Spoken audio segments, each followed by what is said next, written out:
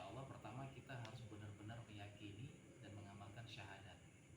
Ya, pintu masuk kita ke Islam adalah dengan syahadat. Kemudian kita diperintahkan sholat. Tadi kalau kata Ustadz tadi kan kita ada panggilan Allah, yang pasti panggilan kita pulang. Nah, kehadiran Allah lah, pulang karena meninggal. Kemudian panggilan Allah dalam melaksanakan sholat. Nah, panggilan sholat ini panggilan Allah, harus benar-benar kita penuhi. Apapun kondisinya ada panggilan sholat, kita datang. Makanya kita ada perintah untuk mempelajari ya sholat ini, karena ini perintah wajib. Nah, nanti kalau kita dalam kondisi baru sedikit keilmuan, memang harus belajar. Sholat ini wajib bersih, berarti kita harus membersihkan diri. Wudhu, ya kan? Syarat wudhu juga harus bersih dari najis, mandi, gitu kan? Kalau orang ada junub gitu ya, ada yang menyebabkan hadas besar, wudhu pun ya ini tidak sah untuk sholat, harus bersih dulu hadas besarnya, harus mandi wajib, belajar mandi wajib. Jadi banyak rentetan yang harus kita pelajari. Nah, itu perlahan kita pelajari. Jadi sudah bersyahadat, kita juga harus wajib melaksanakan sholat. Nah, dua ini termasuk pilar rukun Islam, wajib juga kita teruskan diamalkan. Nah, kemudian kita juga diperintahkan puasa, wajib ini puasa. Kalau misalnya kita nggak puasa, maka kita pun akan diberikan ya hukuman ya oleh Allah, baik itu dengan denda, bentuk kita membayar fidyah gitu ya. Nah, kalau kita memang terang-terangan kita melanggar, kita termasuk dosa besar. Ya. Puasa, puasa wajib dalam setahun, dalam sebulan gitu, di bulan Ramadan itu yang wajib. Nah, kemudian yang keempat apa? Kita bayar zakat, termasuk zakat fitrah. Kalau kita yang baru dilahirkan tuh di bulan Ramadan, ya udah wajib dia zakat fitrah, ya kan? Nah, itu wajib kita membayarkan zakat. Nah, terlebih lagi dalam hal harta yang ada hitung-hitungannya, itu juga wajib bagi yang memang benar-benar muzaki, orang-orang yang wajib bayar zakat gitu. Itu ada aturan kalau zakat ya, ada syarat dan ketentuan itu.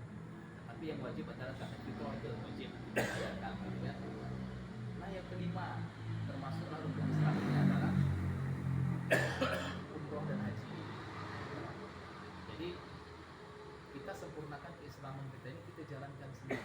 Nah, kebanyakan saudara-saudara kita ini tidak sadar bahwa umroh salah satu rukun Islam, haji juga gabungan dari ibadah umroh dan haji ini.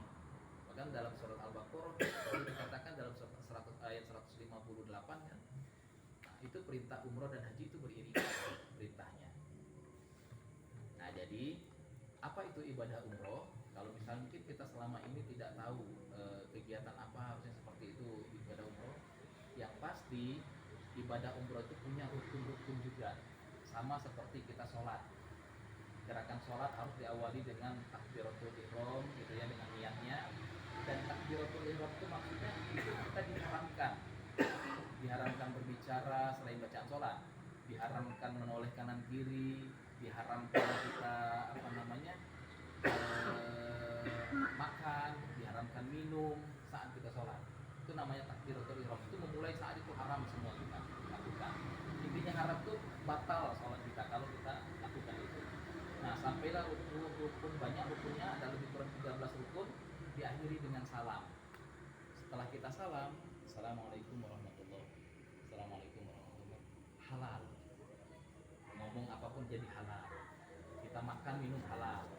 Itu rukun itu harus kita sempurnakan sholat kita. Nah, termasuklah puasa juga ada rukunnya, ya kan? Saat kita mulai dari sahur sudah mulai kita nahan diri gitu. Saat juga sudah mulai memulai puasa di subuh itu kita tidak boleh makan, diharamkan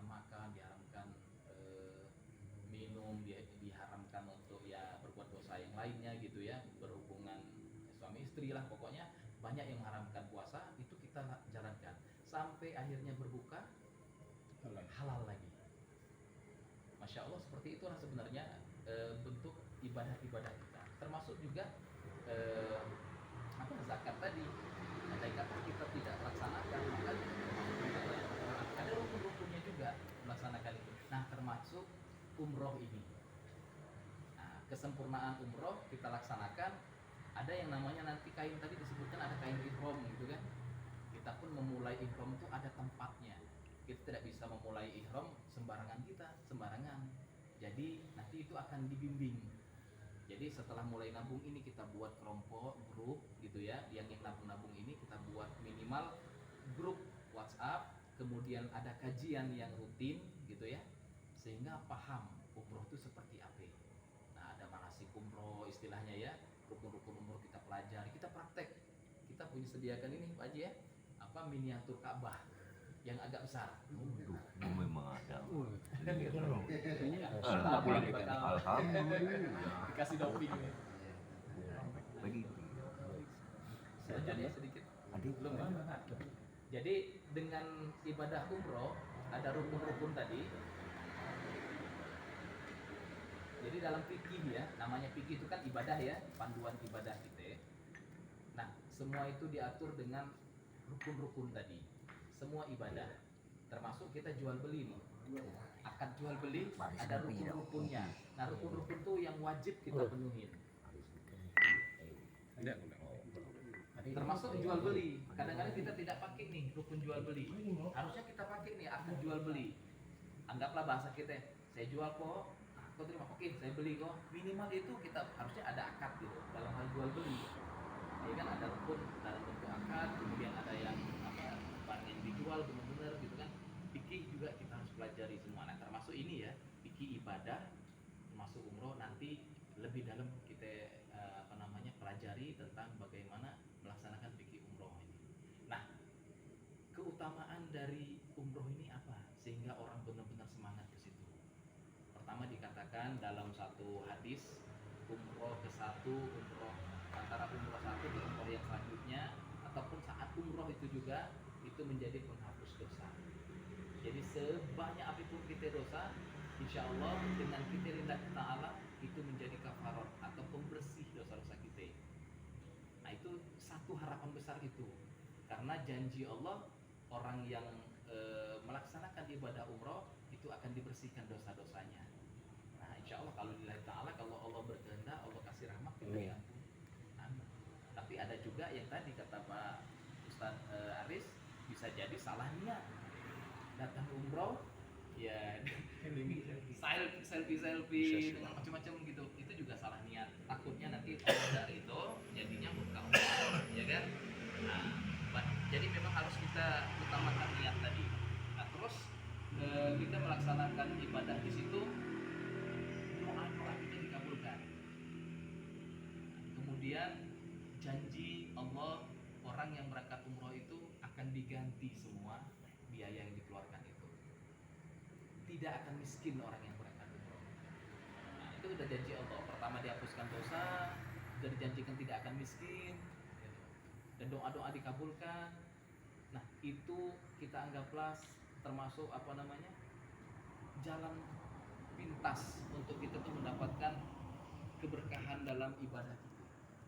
Ada yang sholat di Mekah di depan Masjidil Haram, depan Ka'bah di Masjidil Haram, sekali sholat itu pahalanya 100.000 kali dibanding masjid-masjid yang lain. Di Madinah kita dapatkan sekali sholat itu 1.000 kali dibanding masjid-masjid yang lain, kecuali Mekah tadi kan, kecuali Masjidil Haram tadi. Kita sholat di sini mungkin sekali pahalanya. Tapi kalau berjamaah ya aku sendiri sholat, saya sholat. Kalau kita sendiri kan satu dapat. Tapi kalau kita berjamaah, berdua berjamaah sudah dapat kelipatan 27 kali derajat pahalanya ya. Nah, lebih itu yang kita dapatkan kalau di sini.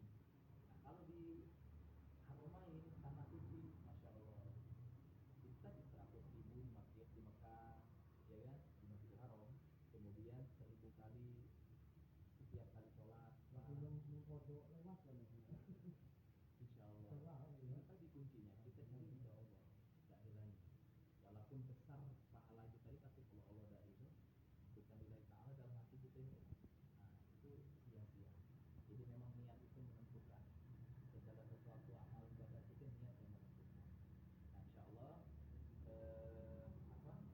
ibadah-ibadah yang tadi disebutkan dalam rukun Islam tadi, nah itu semua insya Allah akan menjadi sebuah